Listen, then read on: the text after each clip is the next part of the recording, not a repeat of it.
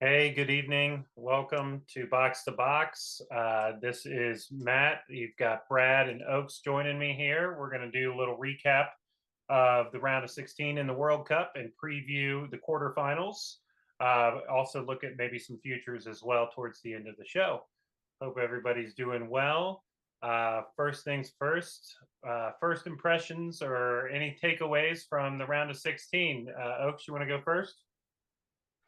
Man, Spain without the S, huh? I know you guys both like that team. I was pretty Mhm. down on them. I think that Spain team showed us kind of exactly who they are with Enrique.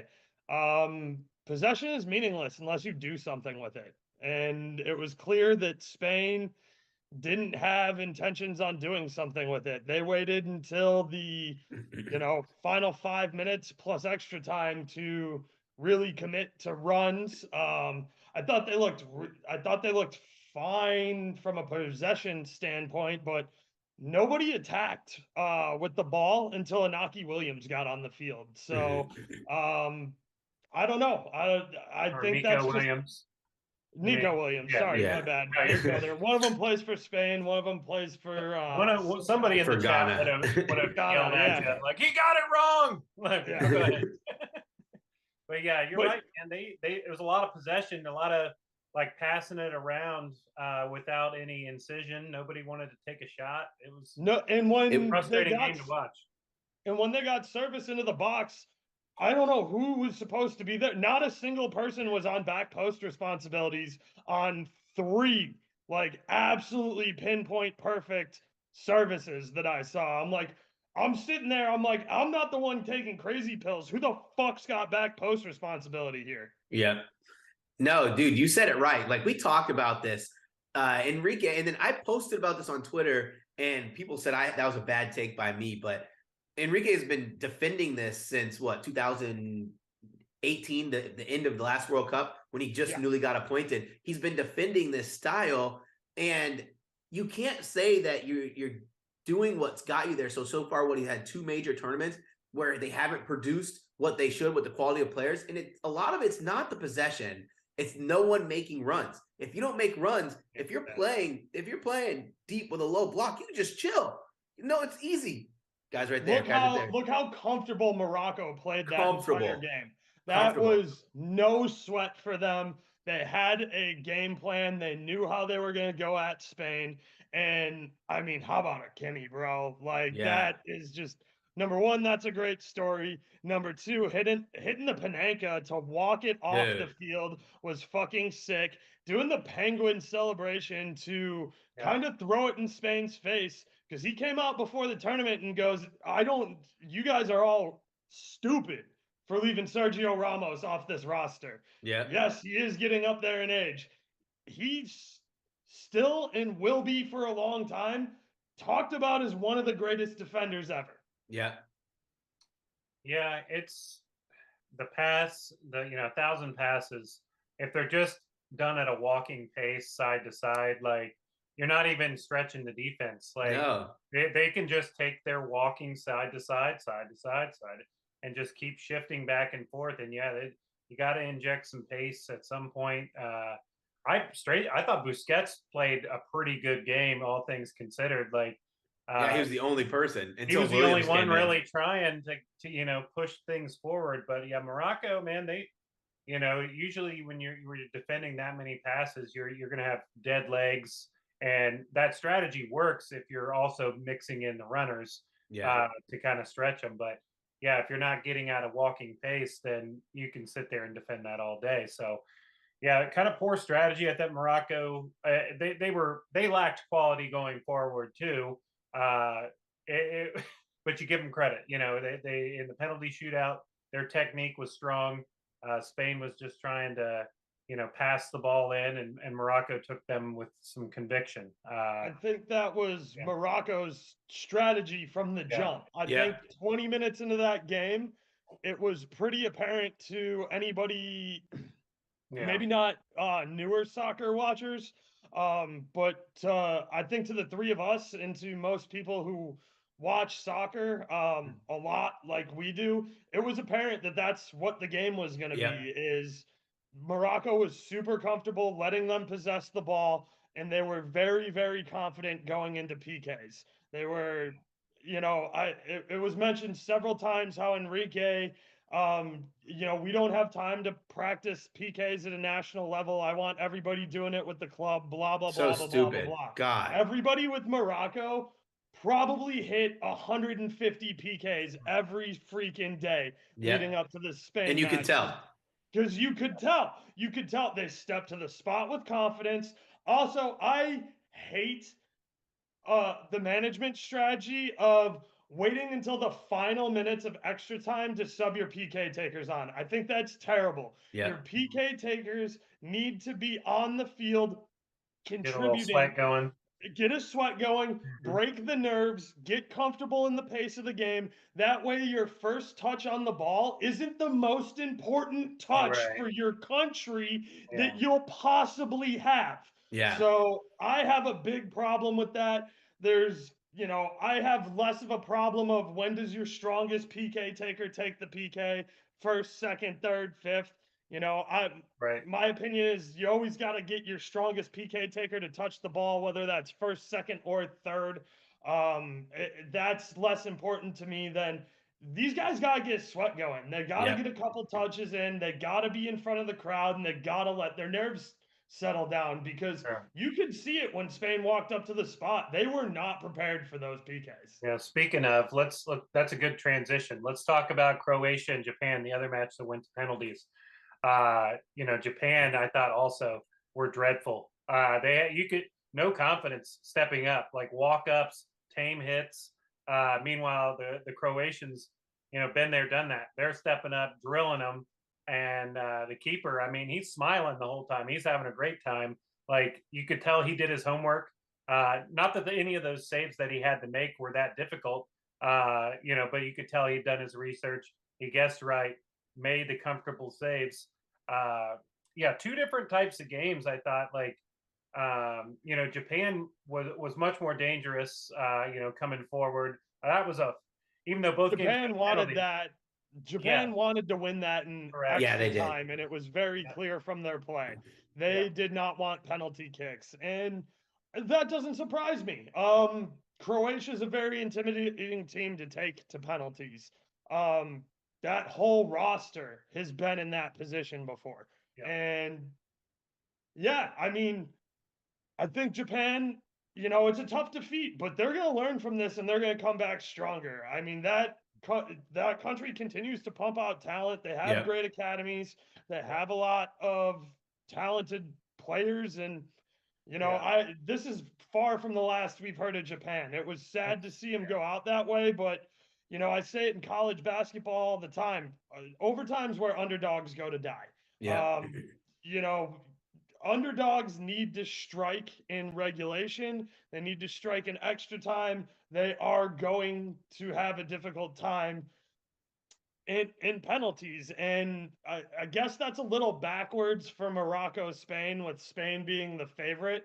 But again, that's something you only get when from watching these teams and understanding, international competition a bit better. It's just Spain doesn't practice that, and they, to me, it felt very lazy by Spain. Spain saw that loss coming, and it just came to fruition. You could see the fight leaving the Spanish sides. I saw a great analogy on Twitter. It's like Spain was like the featherweight boxer that just had a fantastic jab, but had no power and couldn't get any significant blows in. And it was tough. But I think and Brad, I'll let you go too. But we're starting to see where some of these underdogs are finding their level. The quarterfinals, we've got one team that nobody thought would be here, and that's Morocco.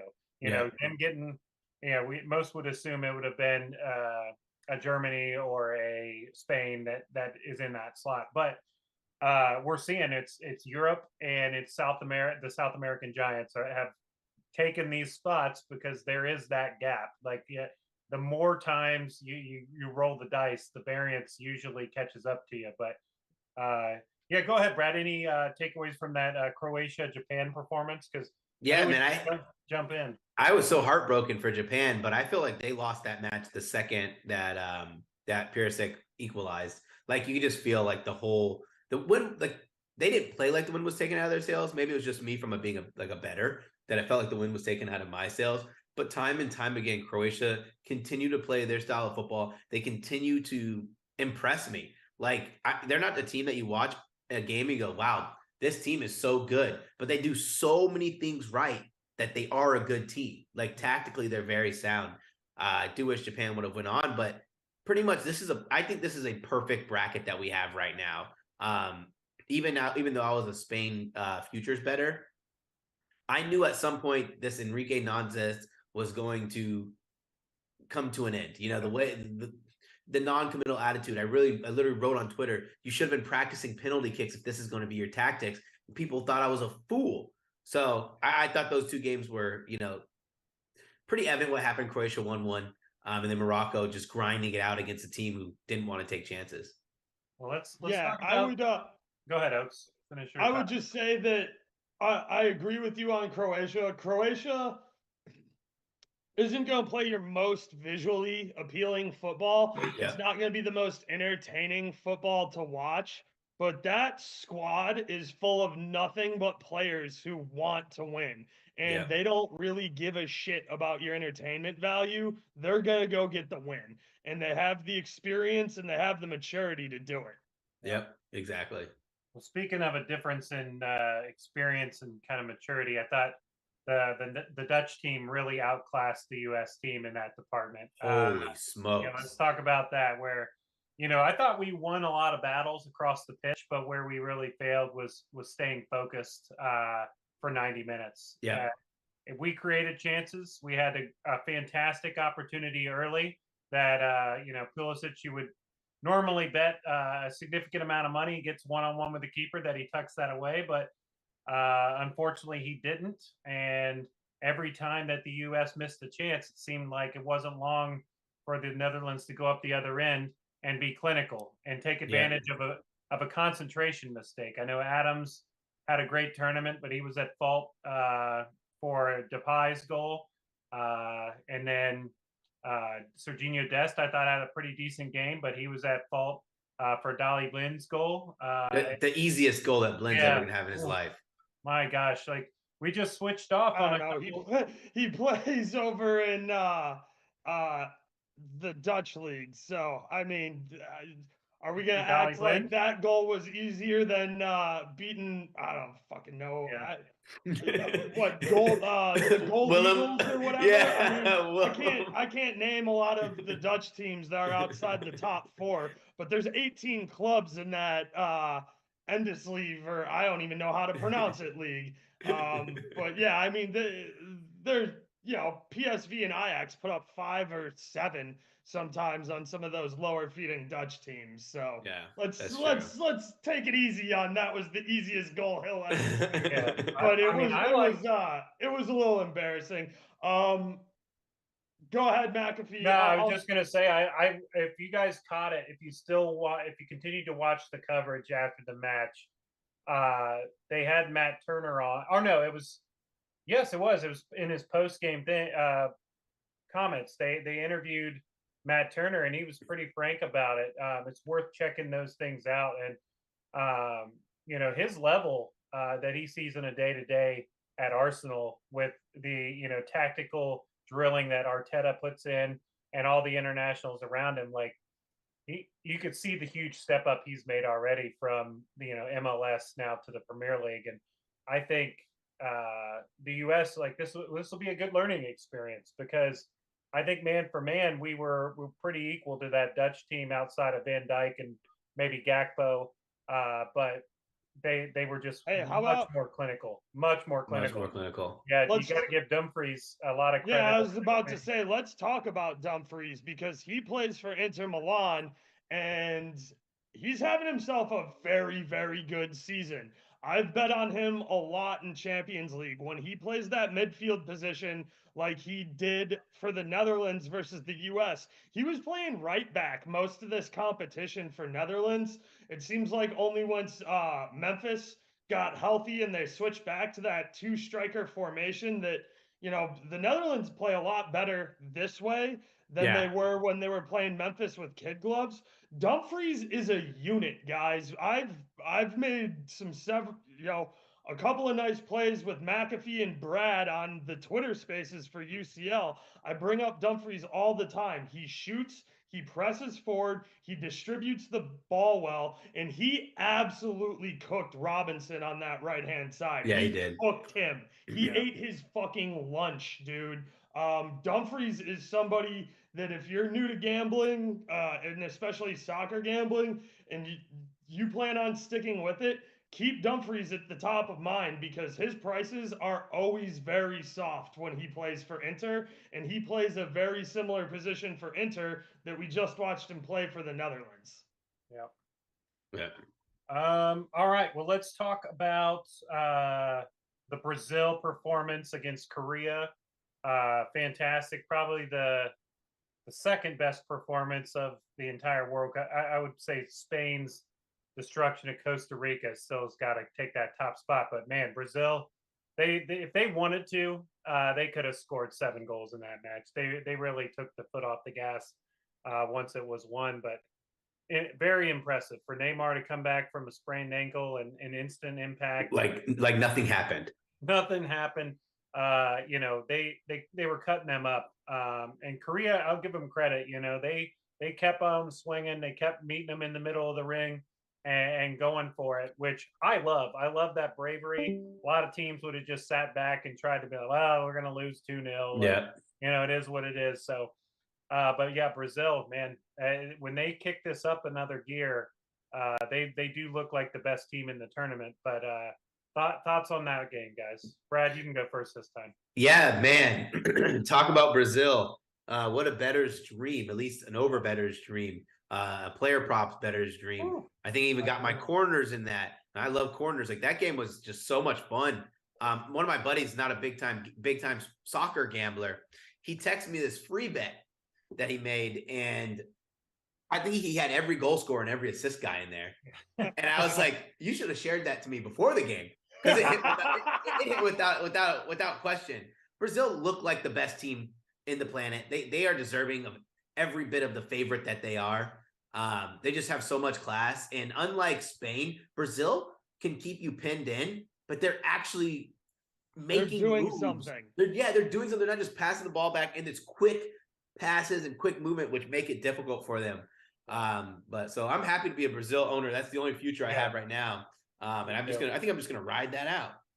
I agree, man, because there's no weakness in their entire 11. We talked about this in the first show. Is no matter who's on the pitch, from goalkeeper to center forward, everybody's comfortable on the ball. Everybody can do multiple left foot, play with their left foot, play with the right foot. It's truly like an impossible task. You have to play a perfect game to beat this team. Because you can't make a one player the focal point of your press and really force them to do anything. You've got Thiago Silva at what 37 at the top of the box, sliding in Richarlison, playing a perfectly weighted through ball. Like, come on, this team is a wagon. So, Oaks, go ahead, man. Your thoughts on the Brazil team going forward? Yeah, this was not surprising at all from Brazil. This is who Brazil is. I guess the only surprise would be is the all first half, no second half action, but that again was dictated by the score. They're gonna have a lot tougher match here with Croatia. They just are. But that said, I love this Brazil squad. I've been very high on them for a long time. I told you I thought this was the most complete team in the tournament. Nothing about that has changed, though Portugal looked very dangerous with probably the easiest quadrant to come out of. But Brazil is just total football annihilation. They're just miles ahead of everybody else. I'm gonna have trouble writing another article about that game because what do I do? Like, I can't gas Vinny up anymore. He delivered on every prop I told you he was going to. Like, I think people forget sometimes, like, you go and look at Vinny's stats. He doesn't have a ton for Brazil. The kid is 21 years old. He doesn't have a lot of Brazilian caps, so you're not going to get a lot of data from that. You just have to remember what Vinny did last year. He was 20 goals, 20 or more assists throughout all competition, and he got the game-winning goal in a UCL final for Madrid. Like, I don't know how you back away from Vinny props at all here. I recommended that he's worth a look for Golden Ball at 24-1. That might be tough. They're probably going to find a way to give it to Messi. If Mbappe doesn't win Golden Boot somehow, he's definitely getting it because his assist numbers are also there. Bruno Fernandes is playing really well. But I mean, Vinny's a nice outside long shot who you have to expect is going to get one or more games than everybody else. You're going to bet because, frankly, I don't see anybody knocking off Brazil. It's, in my opinion, their cup to lose. I almost had a little bit of an overreaction when I saw that, Pepe might be moving to long-term care and might be coming close to the end here. Pele's, Or Pele, sorry, not Pepe. Pele will do anything. Pepe? He'll do anything for a Brazil win. I promise you that. Well, in my gambling brain, I didn't say this out loud. I didn't throw this in the group chat. I just bounced it off a couple of my buddies who, from a humanitarian perspective, this is going to sound a little dark, but the first thing my gambling brain went to is, okay, well, if he dies before they win the World Cup, they have to win this World Cup and dedicate it to him. So Brazil's a lock. And if he doesn't die, then Brazil has to win the World Cup because if they don't and he dies afterwards, then they killed him. So they're going to win this World Cup. And it's just that's how my brain's working. And I don't see any way Brazil lose this. That's obviously, a narrative play and a wild little overreaction there. But I don't know what else to say about this Brazil team. They're that much better than everybody else. If you didn't have a Brazil future and you're looking at maybe grabbing one now at plus 175, obviously that's walked down quite a bit from when the tournament started. Really only lost about a quarter from the quarterfinals. But I mean, I think you could still get good value there on that Brazil future. And then when you get to the final, say they do get to the final and they're playing, England or France or Portugal or Morocco, they're going to be the favorite in that match too. And you can hedge it a little bit and play the other side potentially. So yeah, there's looks. We haven't talked about Argentina just yet. I know that I was reading some things, some dissent in the camp. Rodrigo de Paul apparently trained by himself. This was after Angel Di Maria got sent to train by himself in the previous thing. Seems like there's a lot of issues going on in this Argentinian camp, and things are starting to crumble a little bit around Messi and his final campaign here. But I guess reactions to Argentina's match and maybe thoughts against Netherlands. I think Oaks, you go first this time. I would just like to say what a hell of a fight and a performance by Australia. I mean, those guys deserve a lot of credit. I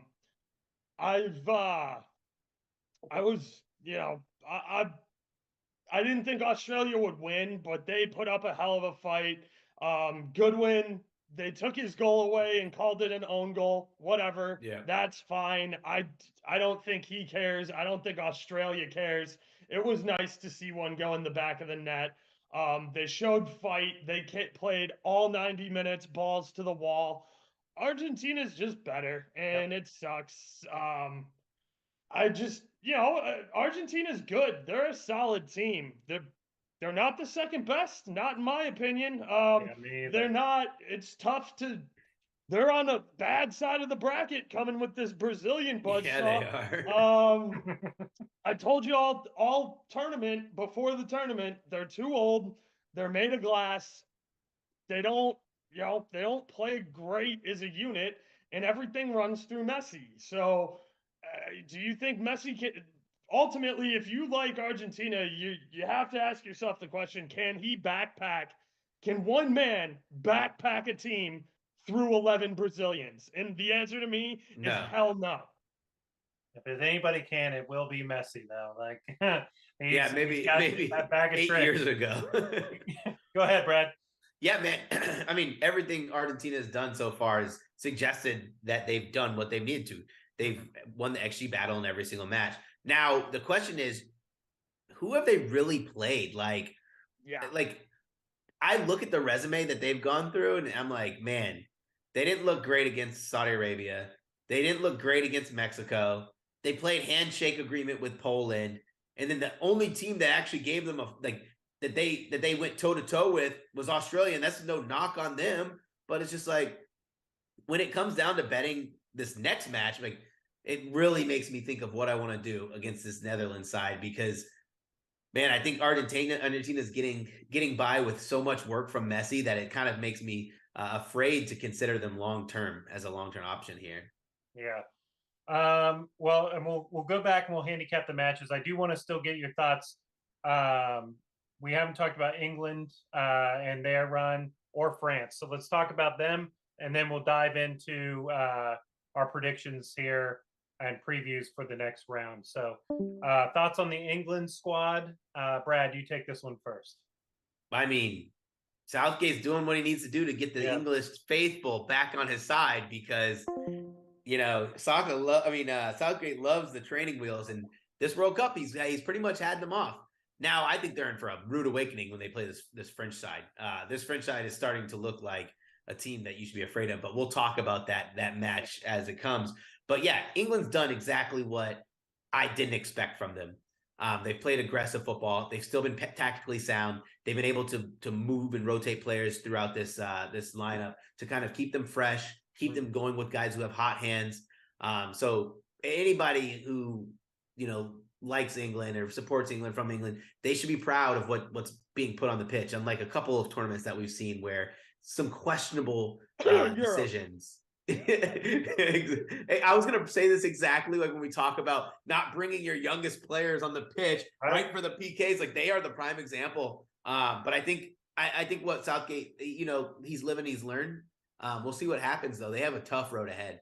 What about before you go, Jordan Henderson? He has looked amazing in this tournament. Like he's out of nowhere has this extra burst, and he's got this extra yard of pace, and he's like high pressing, and he's like sometimes leading the press for this English team up on center halves and fullbacks, and obviously he had a really nice goal against Senegal. They destroyed Senegal. That could have been a lot wider than the three, but yeah, I mean, you talk about an old guy having maybe just playing with the young guys. He's got Rice and Bellingham around him. He's like, oh, I better start running around.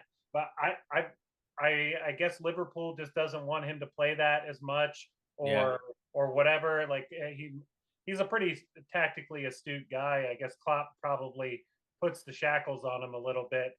But yeah, I mean, I'm incredibly impressed with his movement in this, and to me he looks 5 years younger. Like it's crazy. But yeah, go ahead, Oaks.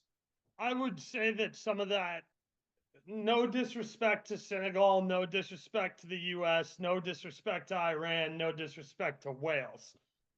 We'll see if that continues when they play the likes of France and whoever, if they advance, whoever they get next. That's my question with this midfield battle that's coming up. But yeah, we'll save that for the next one. Go ahead, Oaks. Go ahead. My thing is, yes, England kept their foot on the gas and they took apart this Senegal team. This Senegal team that's set up to shove 8 in the box and park the bus. you never were going to see a lot of goals out of Senegal. Just take a look at the lineup. If you go look at the lineup, they played a 4-4-1-1. This screamed, park the bus, try not to get taken advantage of. Southgate did the right thing, keeping his foot on the gas. I don't know if I trust Southgate to continue to press and to continue keeping his foot on the gas when they play France, when they play Morocco or Portugal, when they play whoever advances, when they play Brazil. It will be interesting because if England want to advance, this is the brand of football they need to be playing. Yeah. This plays to their strengths. Yeah. Park the bus and try for the counter and hope Harry Kane got his first goal against Senegal in the Right. fourth match, guys. Dude, took it really well too. Like that He was did. a nasty finish. But that you want to pin your entire nation's hopes on getting him a one-on-one against a bigger squad? Like, no, thank you. I want to see this type of football continue for England. And if they do it and they do it well, I won't be shocked to see them go far. Experience tells me that Southgate, when push comes to shove and he feels like his seat's hot and his job's on the line, he's going to go back to losing games 1-0. That's just what it feels like to me. And I'm happy to be proven wrong. Sure. All right. Well, let's talk about this France team, and then we'll jump right into the preview for it because that's a perfect segue. France, they outclassed Poland. Probably should have kept a clean sheet. Late Lewandowski goal. I know that Brad was on the wrong end of that when we were doing our Sunday morning NFL show, but France. Even though what they've been dealing with a lot of injuries, and they don't really have their first 11, they've got that Mbappe power, and he seems to be able to will this team to where it needs to go. A 2-goal performance from him. I think he set up Giroud's goal, didn't he? As well. So it was a 2-goal and an assist performance. He's leading the league, or he's the leader for the Golden Boot. I think he's now like minus 180 or minus 190. Yeah. So that horse is out of the barn. You maybe can take a chance on somebody else. Maybe England can beat France, and then there's some players with 2 or 3 more matches to try to catch him. But France. I mean, they just keep on rolling. They keep on winning. Oaks, you can take it first on Les Bleus. So I'm the opposite of Brad. Shout out Lewandowski for the goal. Shout out for the shot on target. Shout out for the second shot. That racked me up huge. I told you guys those prices were straight up disrespectful. $275 for Louis just to take 2 shots. Plus that's just how bad Poland is. Yeah, that's for Lewandowski to shoot the ball twice. That's disrespect. That is flat out disrespect. Plus 180 for him to put the ball on that big ass target. Right. It took a PK in extra time. Right. But he finally got it. And shout out to the keeper for jumping his line and giving me a second bite at the apple and getting that goal at plus 380. Wild stuff. Poland are you go back to like Lewandowski, this Barca team, the Bayern team, even the Dortmund team before he went to Bayern. Poland is the worst team Lewandowski's like played for in his career. Like he's bereft of service in this team. Oh, he drags that team kicking and screaming. The best center forward in the tournament gets like the least amount of chances because the rest of the team just can't get anything to him. But go ahead. Sorry, I didn't mean that. That was a great. No, you're good. But that game. I don't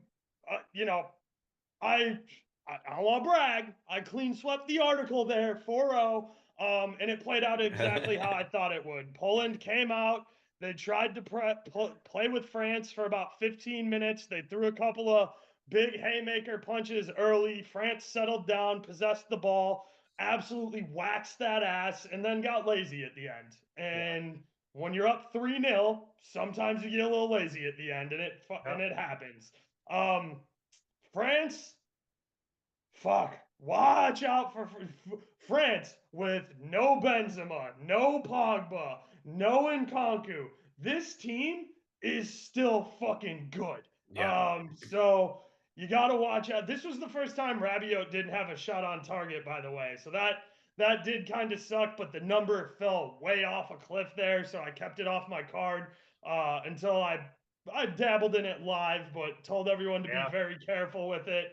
But I mean, when I saw his number creep up to like plus 155, plus 165, plus 175 again after about 20 minutes of play, I figured, hey, France is about to go on their counter punch here. They're about to cook this team. It's a nice little sprinkle, but Sure. pre-flop at minus one or at 135, I didn't think that was worth a play. That's just a value thing from my perspective. So yeah, this game played out exactly how I thought it would. It feels really, really good to nail one like that on the head. But yeah, watch out for this France squad, man. They're dirty. Yeah. Speaking of Rabia, before we go to Bradley, I know he was in the news today because his contract with Juve is up in June, and he's getting a lot of interest, obviously, for a potential transfer.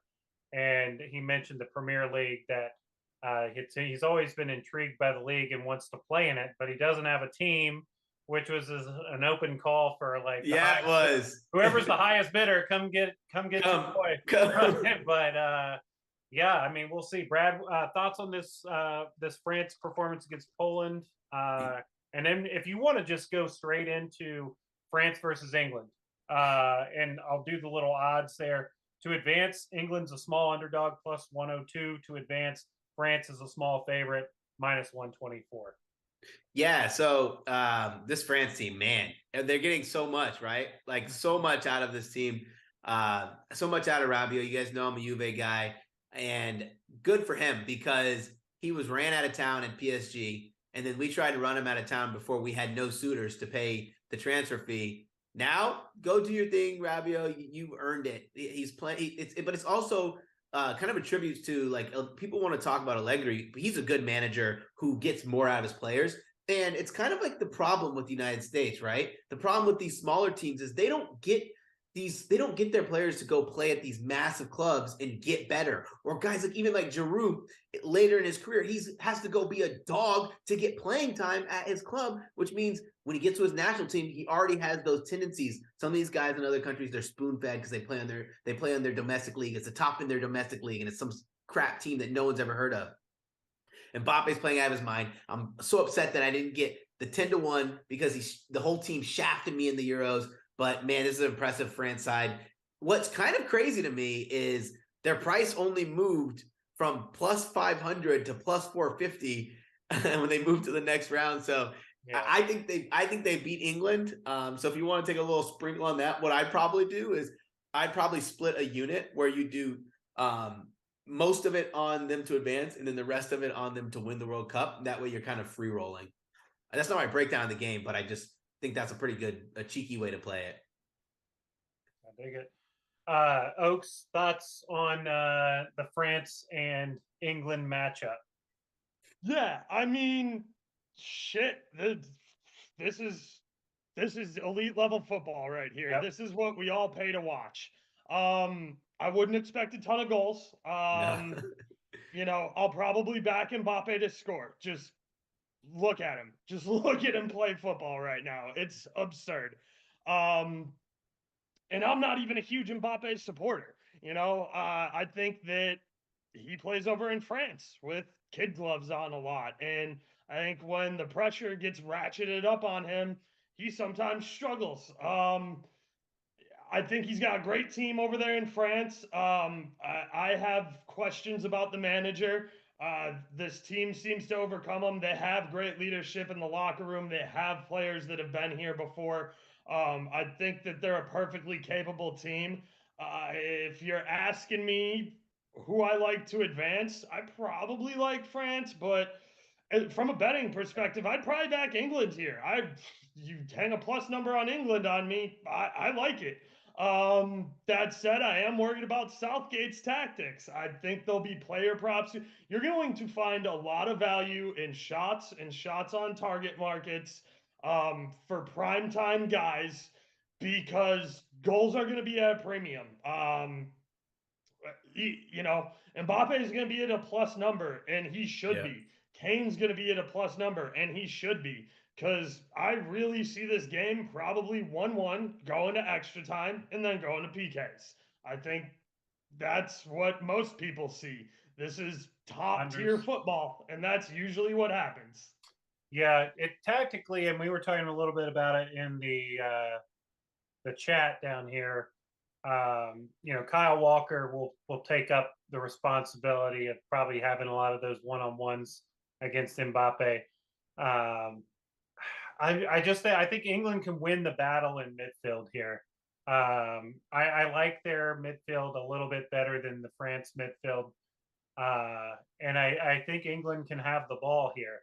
But that in turn is a little bit of danger when you leave in space in behind for Mbappe to run. So tactically it's going to be fascinating. Yeah, how Southgate sets his lineup. What England want to do. Do they set a low block and try to counter, or do they take the game to France? To me, you want to try to take away the best punch that your opponent has, and that's Mbappe, you know, in behind, space in behind. Yep. Yeah. Now, I guess Kyle Walker can sit back and play deep, and then you can let, you know, Maguire kind of progress forward or whatever he needs to do, because he can contribute in the buildup.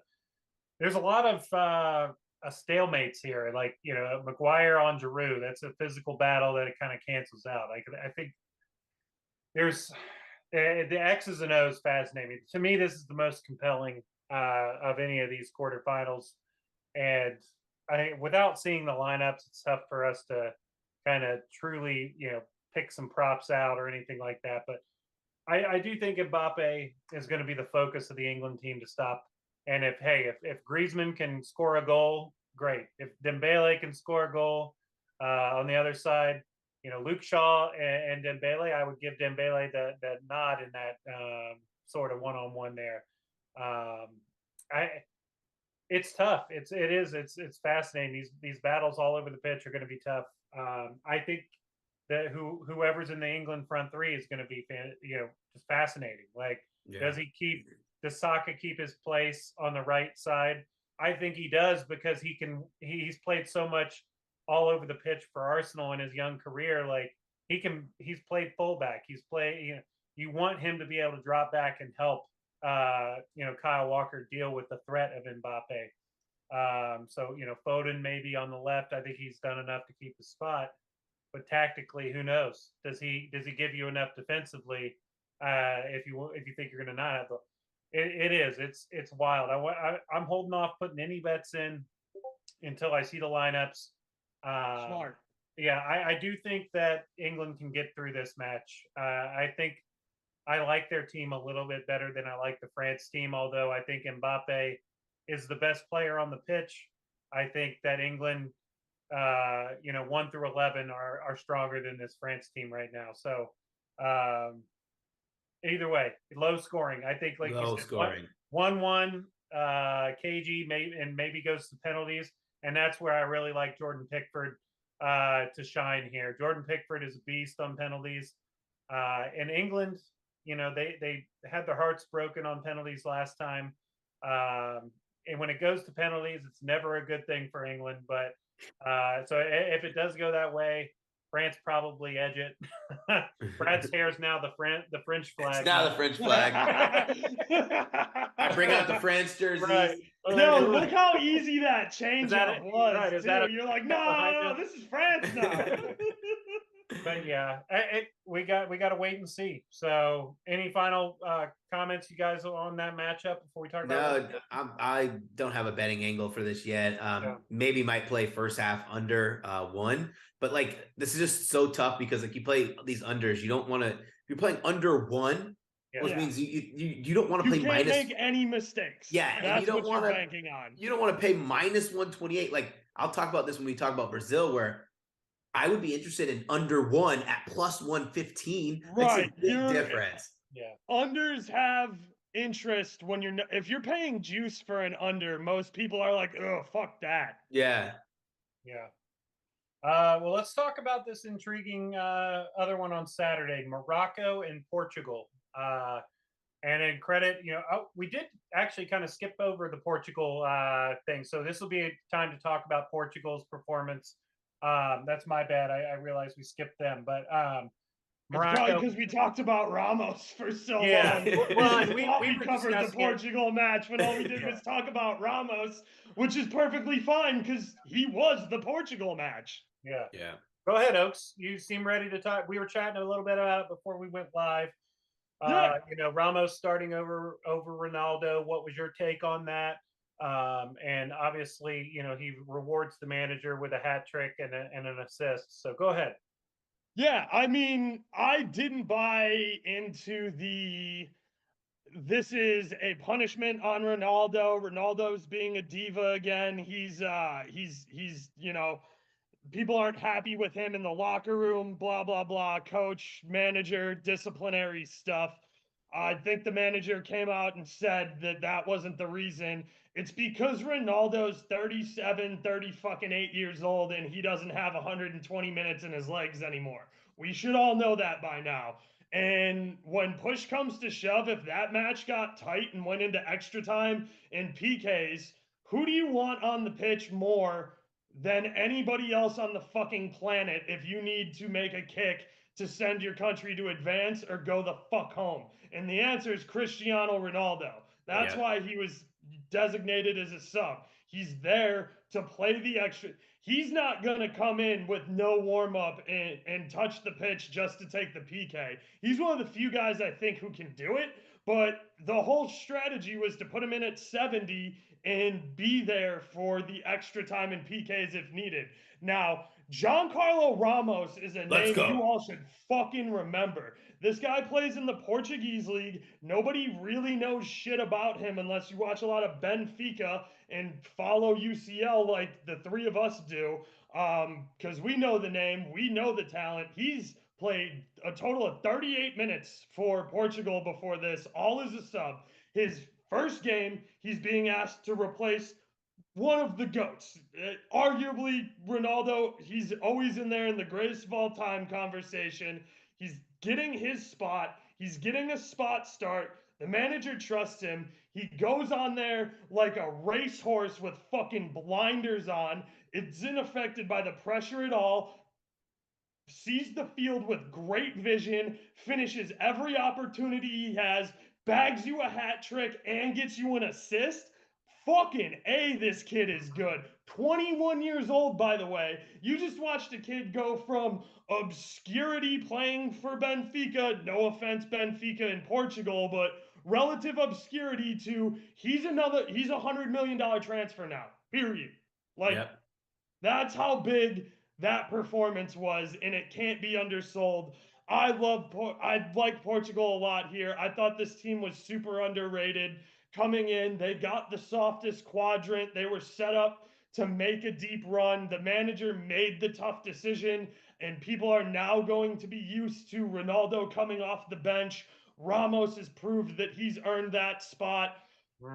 I'm surprised Leao's not getting a little more tick too. I was really surprised he's not getting more tick. Under 20 minutes of pitch really time surprised. Is super fucking impressive. If you watched what he's done at AC Milan, Pepe, shout out Pepe at 38 years old, bricking a header into the back of the net. It was beautiful. It was fucking beautiful, sick, dude. And also, it helped that they started to run that score up. Played a squeaky clean game. A guy like Pepe has a bit of a reputation for getting old, having missed a step or two, and picking up a lot of cards, which I don't mind. Dude, I saw him at plus 270 for a card. I was really mad I didn't have the market because I'm like, yo, that's more than his shot on target. And this man gets cards. Yeah. So, Portugal is a very sound team front to back. Bernardo Silva in the midfield. The rotation of the five guys they have up top and that back line just they're elite. They're very, very good.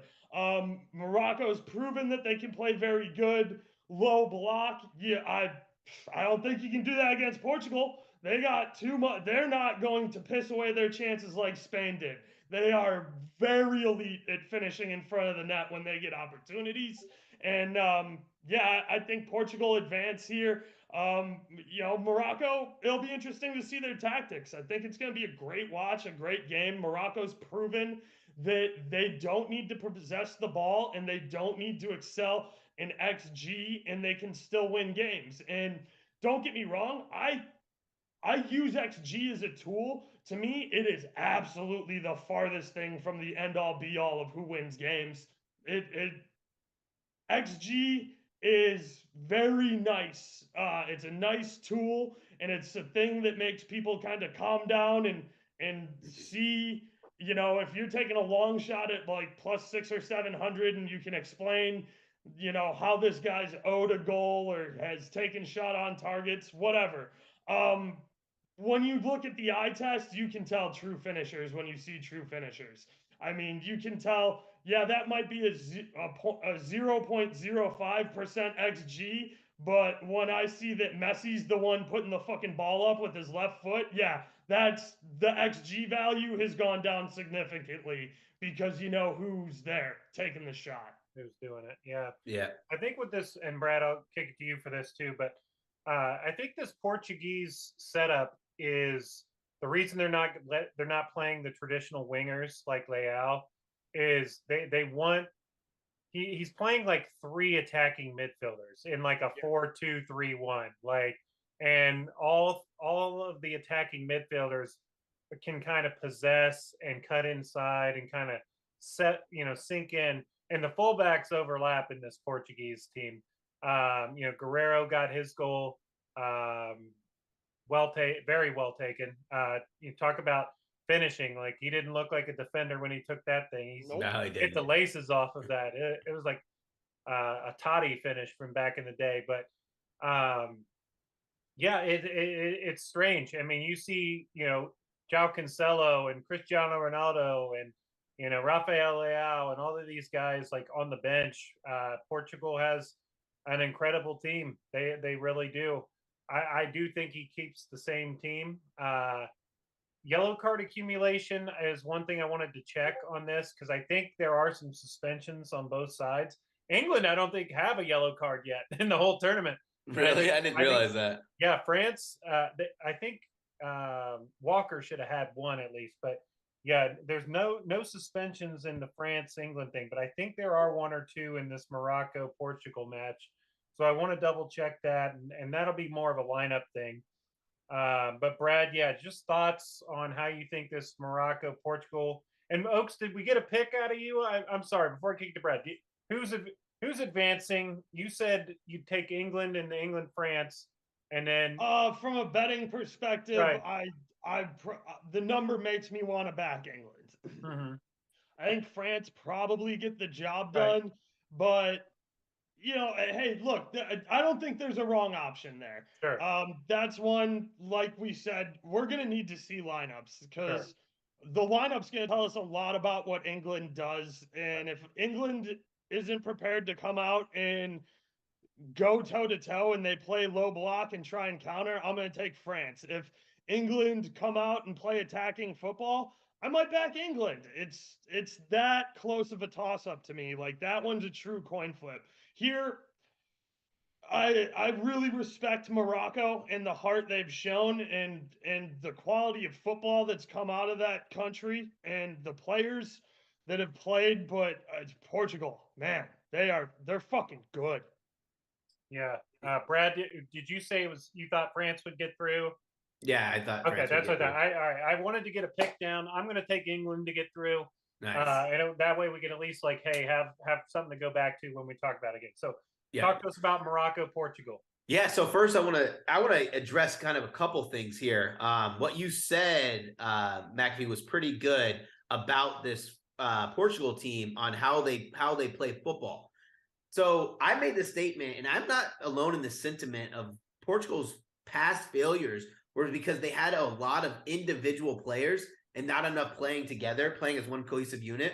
When you have 3 players that are playing pressing mids or attacking mids, you have more continuity, which makes your team gel better together. That's why they've also been like creating some wonder goals for some of the guys on their team. If they continue to play like this, they're going to be very hard to beat. Very, very hard to beat, especially when they play Morocco. I'm going to probably be in the minority when I bet this game. I'm probably going to bet Portugal to win in over 1.5 goals so I can get plus money on this. And it's not because I think Morocco will go out there and get steamrolled. But I do believe that if Portugal score a goal in the first 45, first 60 of this, they're getting a second because Morocco's going to have to open up. We have yet to see Morocco play from a disadvantaged position where they're having to be stretched. And I think that just benefits Portugal a lot better in this game. So, yeah, I have Portugal winning this probably like 2-1, 2-0. To piggyback real quick off of what Brad said, you absolutely cannot give this Portugal team a shovel because they'll fucking bury you. Yeah, they will. Like, that's when they get ahead of steam going and they're feeling the confidence, they'll fucking bury you. They just will. I'm seeing a lot out of Yao Felix. He looks phenomenal again. I mean, I did want to talk about that now that you yeah, brought what's him up. Athletic gonna do? They're not gonna get 120 milli for him, but like 80 mil, they should be happy and take it. they should be happy as a fucking clam if they get 80 mil. They should take 60 if they can. He has 80, to yeah. get out of that program.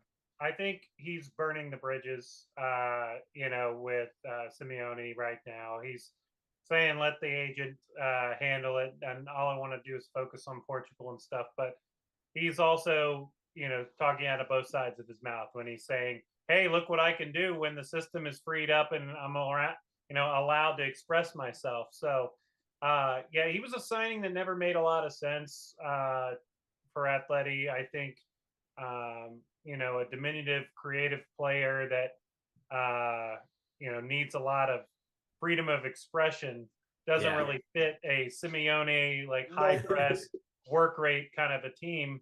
And so I think his move will happen sooner or later. I doubt they sell him within Spain.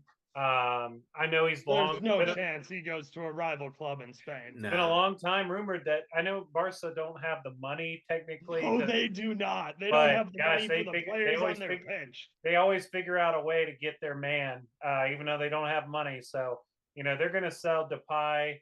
They're going to sell some other guys. It wouldn't surprise me to see him turn up at Barca.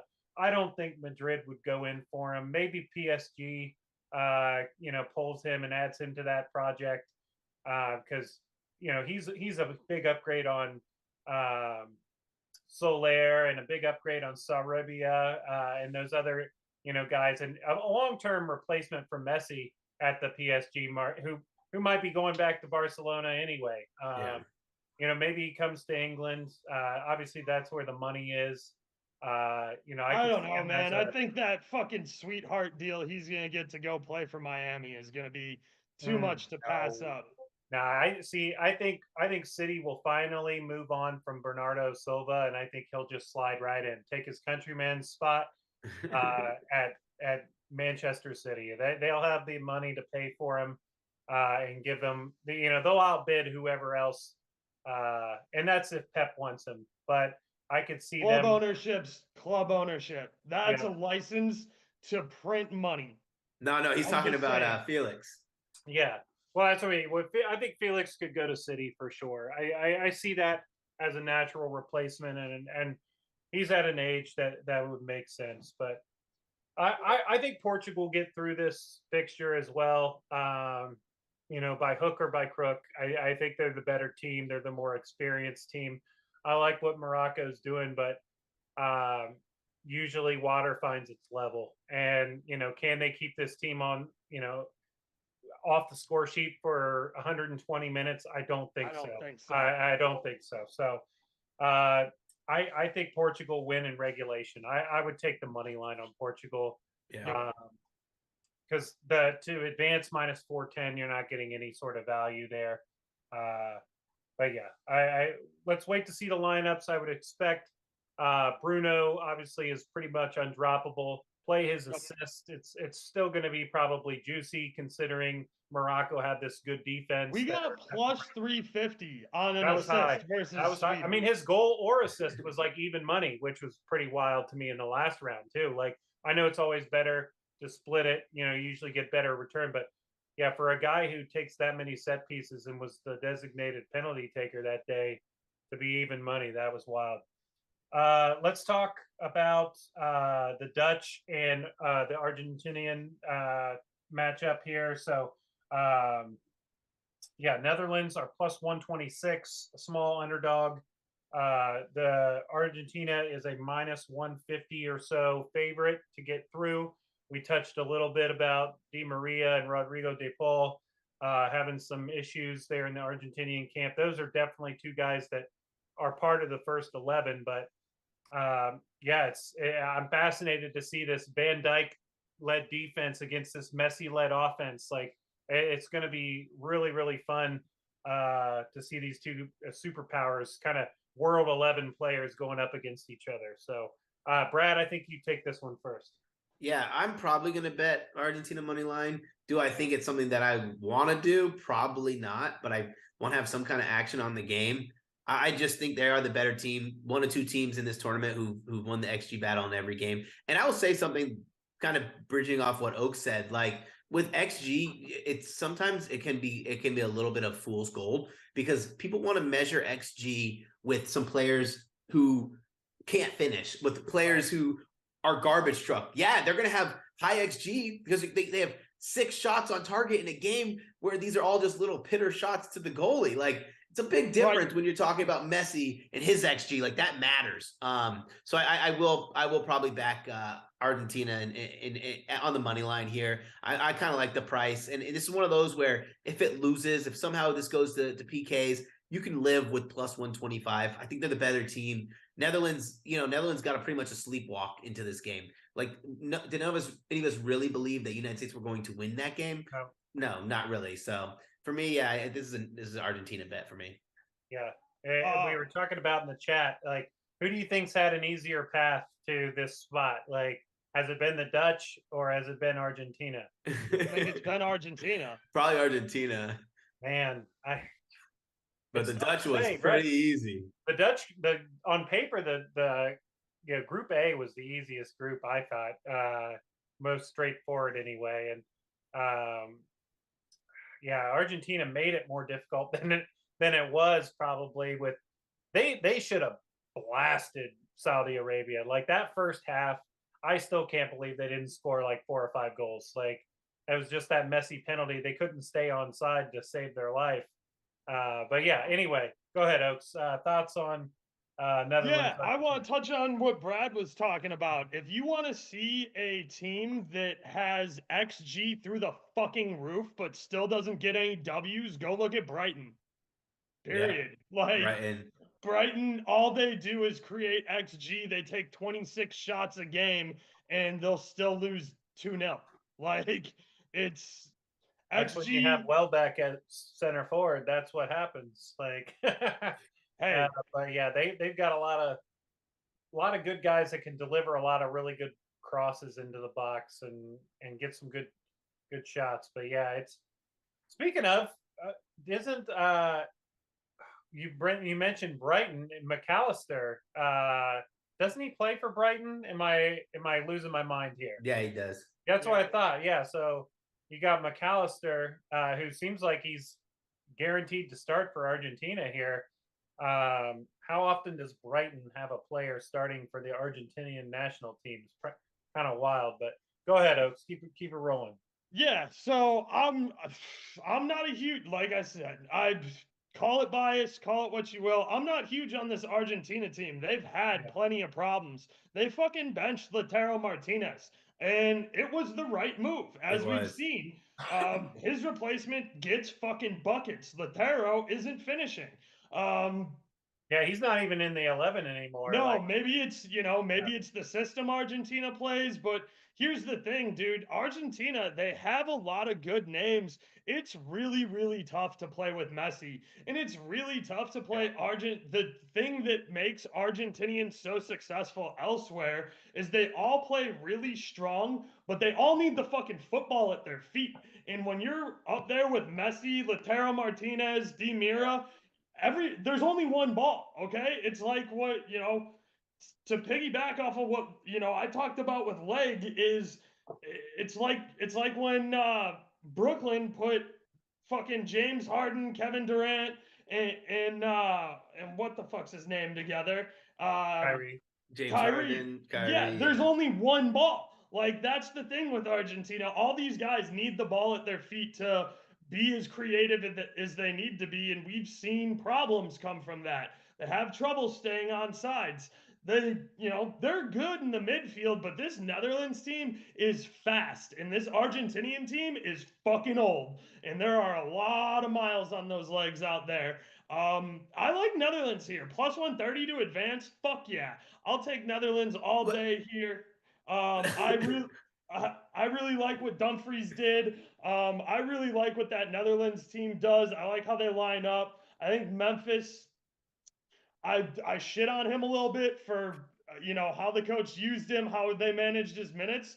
He looked good.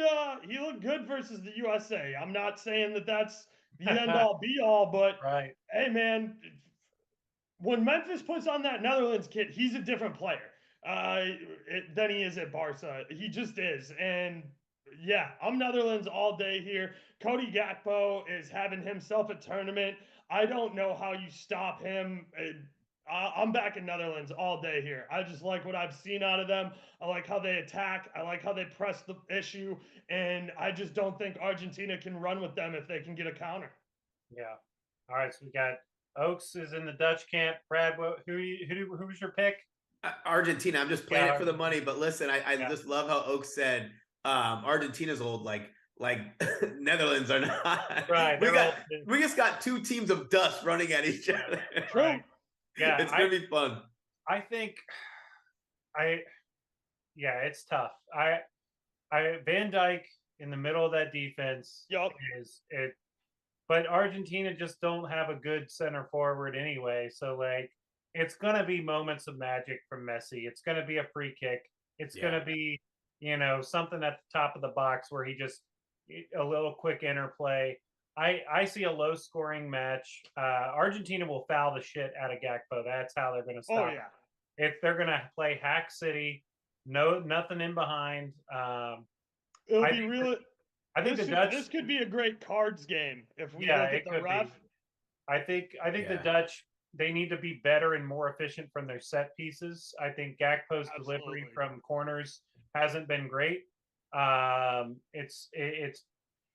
They had a few chances in the group stage where Van Dijk headed over the crossbar where he could have done better. I think this is a game where they really need to get their set pieces right, and because I think that's going to be the Dutch's best chance to score is from corners, because I think there is a height advantage in this Dutch team. Technically, I think Argentina are the better team. That's why I'll pick them to advance. But yeah, it's close. It is close. I'll just take the best player on the pitch and back him in this one. Can I mention something real quick? Yeah, please. For those of you who are newer to soccer and especially soccer gambling, 40% of goals come off of set pieces or lead directly from set pieces. That's how important set pieces are. Free kicks are huge. Corners are huge. Less than 60% of goals come from open play. So yeah, when you're elite at set, like that's why when Brad talks about corners and winning the corner battle is so important. Winning free kicks, drawing fouls, stuff like that is so important because a majority of goals come from set pieces. And if you are elite at set pieces, you are going to be in games like this. And we've got Leo Messi taking the set pieces, the PKs, the free kicks, and things like that. So it's Yeah, the margins are narrow. I see unders again in this one. I see cards like you mentioned is a good look, but I think this is a 1-0 game. Like, and I think we're gonna just be like, how the fuck did Messi do that shit? Like, like, he's gonna be the one. But hey, we'll revisit that once we have lineups. We got to kind of probably speed up a little bit to get you out of here on time, guys. Final quarterfinal match, Brazil versus Croatia. Croatia is a massive underdog here at plus 490 to advance. We spent 10 minutes talking about how good this Brazil team is. Even though they've lost a couple players through injury, there may be one or two little question marks in this Brazil team, but I mean, they've coasted. They didn't have to play hard in the third game. They rotated their entire team. They blew out Korea in the last round, so they basically took their foot off the gas in the second half. Meanwhile, Croatia has dug deep and played these long, drawn out, extended games, and they're an older team. So that game against Canada was their wake-up moment too, by the way, guys. When Canada came out and put one in real quick, you saw Croatia kind of look around and go, all right, we gotta find the accelerator here because we need goals. And they've done it. So credit to them. Sorry, I didn't mean to cut you off. No, you're fine. So it does sound like you're probably leaning Brazil to get through this. Obviously, you can't give out minus 750 here and be like, hey, yeah, that's the best bet. That Brazil to get through 750. Because the chances of an upset just are probably too high for that. But I think the value is going to be in finding certain things like in the prop market. I know you're probably going to talk about Vinny a little bit, and Neymar and stuff like that. So, how are you planning on attacking this match and betting it? This one, honestly, I think Croatia is going to give Brazil a hard time. I don't see them winning, but Croatia, like we said, they have the experience, they have the maturity, they understand what goes into this game. They're going to keep themselves close.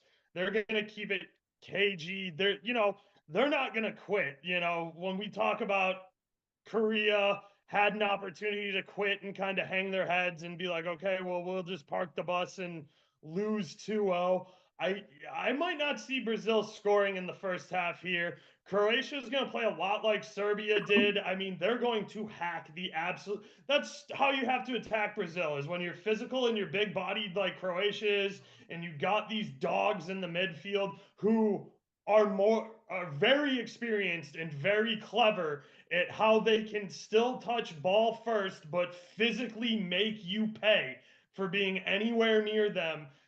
That's what this Croatia team is they're going to play you physically and they're going to play you hard and they're going to try and do it as clean as possible. And they have the experience to do that.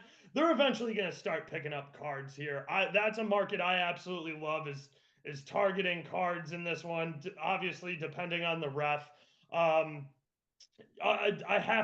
gonna keep taking Vinny for an assist, and I'm gonna keep taking him for a goal. I don't know how you move away from it. He's the fastest guy on the pitch. He has insane vision. He's doing the right thing with the football. He's other than that, though, for an assist right now, and his goal is plus 195.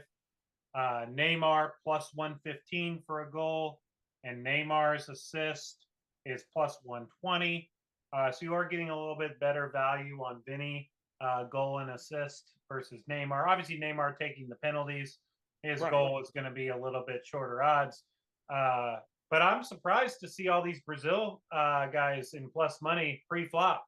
And, that's respect to the Croatia team and how the betting market thinks that they'll probably park the bus and try to frustrate. Yeah, and I tend to agree with that. I think the market price on the Brazilian guys is more than fair. The fact that you can get Neymar at plus money, when do you see Neymar at plus money? He plays for fucking PSG, guys. Like, unless you're talking a UCL elimination game or you're talking a Brazil elimination game, you don't see Neymar at plus money.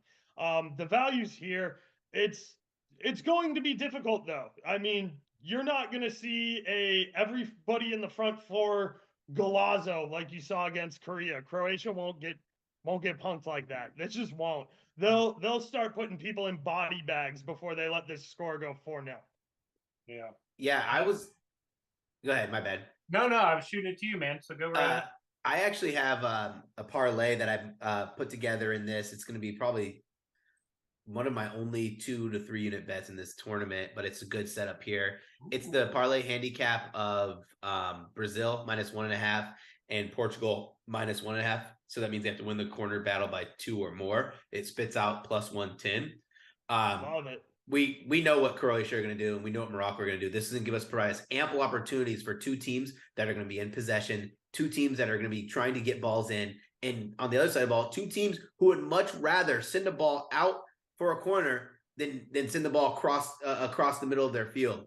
So it's just 2 really good spots, and against teams who probably will lose their corner battle against any team in this that's left in this tournament. So it's just it's the only time the side that gets dicey is the Morocco side, because they don't yield a lot of corners, but they also don't earn a lot of corners. Yeah, they didn't have any corners, right? In the last match, it was 0. Yeah, right? yeah. I was on. Well, that was the sweatiest Spain -2.5 corners I've ever posted in my entire life. Did they have 3? Short corners kill Spain. They had 2 until like the 80th minute, and then they got back to back, and I was like, all right, we're chilling. We got some breathing room. Right, they got them late when they actually attempted to put service. Yeah, when they tried instead of trying to take them short. Yeah. Well, and with the Spain team, and we beat that horse for a while. Like, years past, like they in their prime, like 2010 era, they still had like David Villa up top, who could just fucking put his laces through and take the chance. Fernando Torres, they had a very clinical center forward, even when they maybe they also had Ramos just absolutely letting cannons hang out from the back. Well, yeah, I mean the whole team, like they talk about 1,000 passes. Their passes were also incisive passes, not just sideways and backwards. Like right, prime Xavi, Iniesta, and the gang. Like that was wild stuff to watch, man. When that Barcelona team took apart Man United in that final, like that was probably the most dominating match I've ever seen in a Champions League final. But anyway, we digress. It's a good time now. We've got our picks. We all are on Brazil to advance, even though we think Croatia will make it tough. Can I say one more thing about Brazil? Please. If you guys have been listening to the broadcast and all these pundits talk about Brazil dancing in respect and this, that, and the other, if you don't like them dancing right now, you're really not going to like them dancing on 31 fucking corpses, because that's what this team's going to do. Yeah. And the fact that Walker's talking about it and talking about respect for the game when the guy played with a complete reckless abandon and was proud of breaking people's legs and completely losing his fucking mind on the pitch is obnoxious garbage that I don't want to hear come on my I watch half of these games on mute because I can't listen to these pundits. Yeah, it's there. For part of Brazil is the samba and the flair and the yoga bonito. Like that's why it's fun. Yeah, it's fun. Hey guys, newsflash. Soccer is supposed to be fun. Well, I mean, if you like non-celebrating gentlemen's sports, you switch to golf, like where Tiger would get in trouble for a fist pump, like afterward. Like, I mean, to me, I like the celebrations. Abubakar getting a fucking second yellow and a red after he scored, that was cool. That was epic. But get rid of that. That was cool. Take your shirt off. He dapped up the ref. Yeah, the whoever made that rule is just hates goals. They were a defender. Whoever made that rule, that's for sure, or a goalkeeper. Because more fun for me is great. It does get excessive at times. I will say when they're going over to the sideline and they're dancing with the coach, and like the goal was scored like 60 seconds ago or a minute and a half ago. Now it's like, let's restart the game. Come on, guys. Like, we don't need to go dance with every single person on the bench, but like, yeah, I'm for some fun, but I do see they did get a little carried away, but hey, it's the World Cup, so Yeah. let them have fun. And if you don't want them dancing, don't let them score on Don't you. Don't let let them them score. score. Yeah. Yep. Big. Well, that's some Big real foot. football energy there, like or American Yep. football energy Yeah. there. I love that. Like, yeah, the Woody Hayes. Why'd you go for 2? Because I couldn't go for 3. Like, Yeah. I do love that. But yeah, let's talk about futures. If anything you want to add, so team futures, we could post those current odds up here. To win, we've got Brazil 175, France plus 450, Portugal have been cut in half. Portugal, when we did this show, last week, they were about 11 or 12 to 1. They're now plus 550. Argentina plus 550, England plus 600. Argentina's Dutch, number has not moved since the yeah, start of the tournament.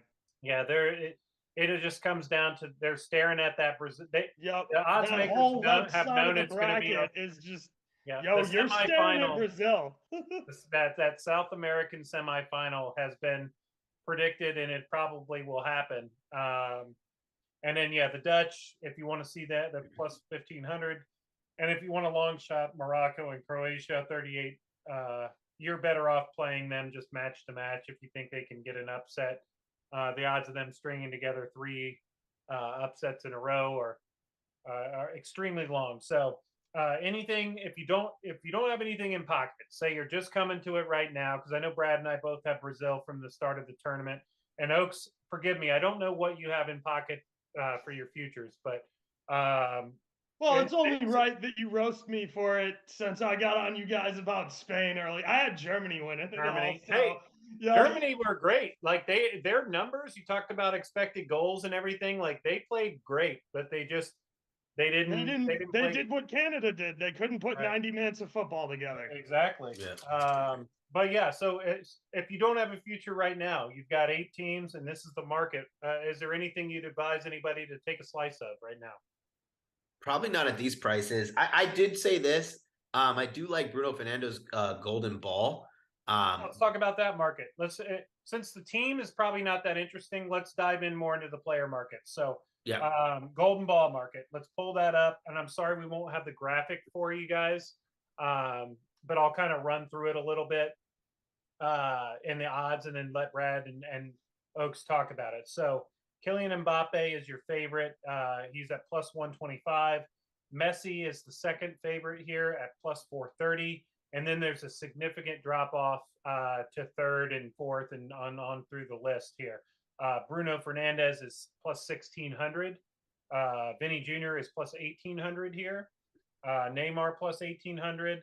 And Richarlison. So the Brazilian trio are plus 1800 here. Ronaldo, not a starter now, probably not really a candidate. He's plus 30. He wasn't contributing anything anyway. Yeah, Kane at 3,400 potentially got off broke his duck. He has set up a few goals. Potentially a nice look there.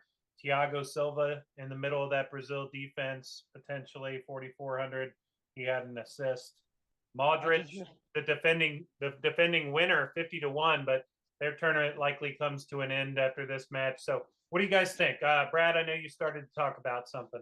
Yeah, I like Bruno Fernandes. He is the one constant of that team, giving assists, but he's also keeping his team together. He's playing. What I like about him in this situation, I think a lot of people who are just casually watching don't understand how he's being a chameleon in the game.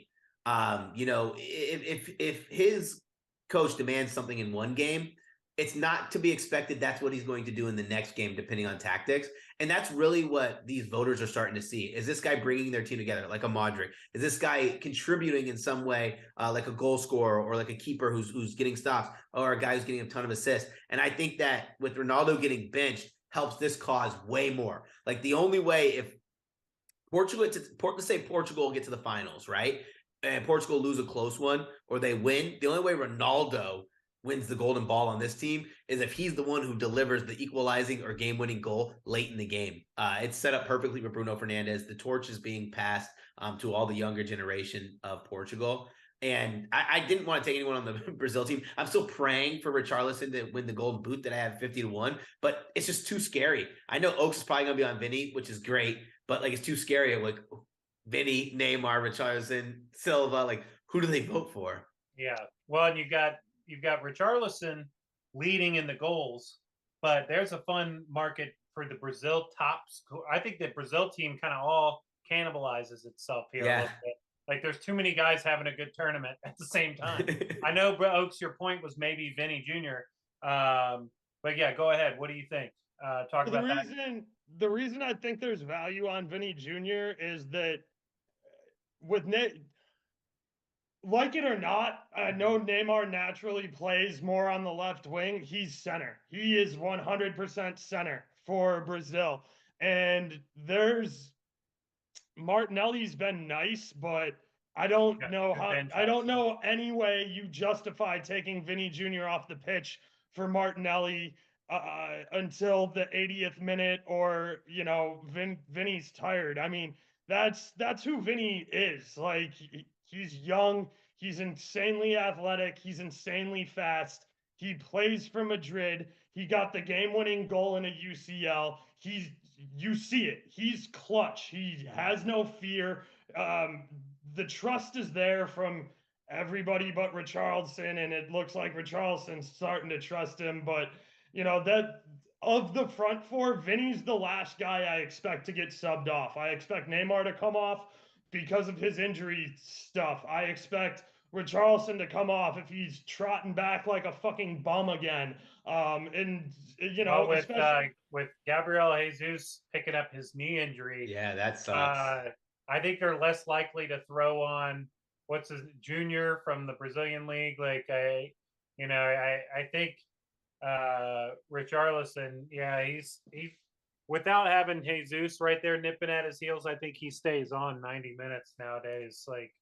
Yeah, I don't know. I think Rodrigo's also a possible sub for him. And again, that's a Madrid to Madrid connection that you love to see if you're Brazil. You've seen what they've done on the biggest stage in Europe. But yeah, I mean, I like Vinny for Golden Ball. It's by no means a lock. I liked it at 24-1 at 8.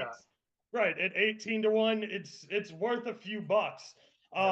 When it comes to teams, I really like taking an exacta of a Brazil-Portugal matchup here. I like that. I see Portugal going around Morocco pretty easily, and whoever France or England that they get, they're going to give a very difficult matchup to. And yeah, do you maybe that to me that's what you're taking your chance on is. Can Portugal advance against France or England? Because you look at the odds tell you this next game against Morocco is a layup. Will it be? No, of course not. You still got to play the game. But that's Portugal had the easiest quadrant coming out, and they did the most and made me take the most notice of them with the changes they made and what Ramos brought to that team. And I don't know how you go away from them right now. So yeah, my team-wise, I think Brazil wins it all. I think Portugal, Brazil, exact matchup. Sprinkle on Vinny, Golden Ball.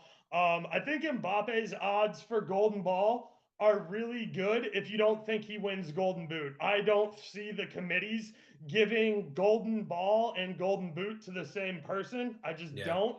It's excessive, and that's not really what they like to do. All that said, if Messi beats if Messi in Argentina beat the Netherlands, there's no way they don't give Golden Ball to Messi. Like they just don't. It's not a public vote. It's a writers. It's a backdoor FIFA handshake, corrupt, dirty money bullshit thing. They're gonna give it to Messi. So just take it. Messi's got great odds. Mbappe has 7 goal contributions in 4 matches. And 5 goals, right? Yeah, 5 goals, 2 assists. They're not going to give him Golden Boot and Golden Ball. Yeah, Kane has 4 goal contributions. Messi has 4 goal contributions. Like, I think Kane and Messi are your guys that could tip because they're captains, they're high profile. If Kane scores the goal and knocks Vinny's France got out, 3, by the then way. huh? Just throwing it. Vinny's got 3, by Or the way. Vinny, 2 yeah, assists, and 2 Vinny's goals. right there behind. I was saying like in No, terms of I get you. I just wanted to throw in for where sure. Vinny Yeah, was sitting in the he's right standings. there. I think Brazil is my pick to win the whole tournament. So I like. Hernandez has 4 contributions, doesn't he? I 2 believe. goals and 2 Let me double assists. check. Bruno. I think he's got 2 goals, 2 assists. I'll tell you. And he's another good player. Another Yeah. good pick. I agree with Brad's take as a long shot. He's got 5 actually. 5. He's got goals. 5. Okay, so he's Yep. second then So behind he's Mbappe. second behind Mbappe. So yeah, all are good candidates. I think this is a good natural stopping point. Any final remarks, guys, before these quarterfinal matches kick off Friday and Saturday? No, I would say, have fun. Like I said, Yeah. the betting becomes less and less as we go on. So make sure you hunt that value. This is the time where you really want to take plus money because, like, we are down to the nitty gritty. Like, these teams do not want to get eliminated. Mm-hmm. Absolutely. And, with that, I want to mention what I've mentioned several times in the Discord. I've mentioned a couple of times on Twitter. What's been the most successful approach for me is getting off of the goal and assist props.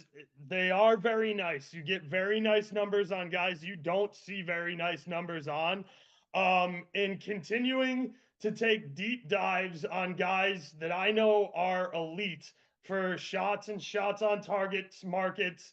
And what I've done is I've decreased my unit size and increased my volume because we're getting so many plus numbers on these guys that are absolutely elite that you'll never find prices like this on again until Euros, until the next World Cup. Yeah. Like, that's how good some of these numbers are on guys like Rabiot, on guys like Silva, who hasn't been coming through, but I also really haven't been taking him. But a guy in Portugal to watch out for, like Bernardo Silva back there, he'll get involved at some point. Yao Felix for one shot on target the other day was minus 115. Like, you're not going to see that if he starts for Atleti. You're going to see minus 260. And even with the defenders, Sam and I were wing backs, guys who press forward. Yeah, in the Portugal and Swiss game, there were goals from 3 defenders out of the and these guys, their shot on target is plus 150, plus 200, plus 280. Yeah, plus 280 sometimes. Their goal is 6, 7, 8, like plus 800. So there are some value in sometimes taking a defender. But yeah, even for one shot, if you're getting plus money for one shot on a guy has a cannon, like, this is the time to take those backline guys because it's win or go home. And if you get any sort of window here, you got to be looking to pull the trigger. Yep. All right. Well, hey, I want to say thank you to Pickett, who's our sponsor for this Box to Box episode. Of course, you can put all your bets and link your books, track your bets, see how you're doing. World Cup's been a tough one for a lot of people. I think I'm about even. Like, honestly, full exposure. Like, I'm like one unit up. Yeah, hitting some straights. Have hit a few same game parlays, but a lot of L's in between there. So it's a good way to keep yourself honest. Make sure you're not overcommitting. And really. Across all sports, not just the World Cup, but it's a good way to see at the end, based on sport, how you're doing. How was the World Cup for me this year? What props were winners? What props were losers? Things like that. Great app for tracking all of those things. You get a few free bucks just for signing up. I think Oaks has a code. Burroaks. I have a code. Matkafee. Brad, do you have a code? I do not have a code. Don't have a code. All right. So use Oaks or mine. And then you can get Pickett and link that up. Before we jump off, can I touch on Brad's new Twitter handle? Yo, I saw you got that lordship deed, and you were not afraid to throw that on your Twitter handle. No, Lord BradThomas. Let's go. All right, I dig it. Guys, thank you again for hanging out with us. It's been a fun hour and a half. Hopefully, we provided some good insights, some good laughs, and potentially some valuable information. Keep an eye on our channels in the Gold Boy Discord. We're going to have all of our plays posted in there once we see lineups. Sometimes some futures get posted a little early. And then keep a lookout at all of our Twitter handles where we post plays as well. And then Oaks is doing a lot of articles over on FlashPicks, so definitely check those out too. So, guys, thank you so much. Until next time, have a great night. See you guys.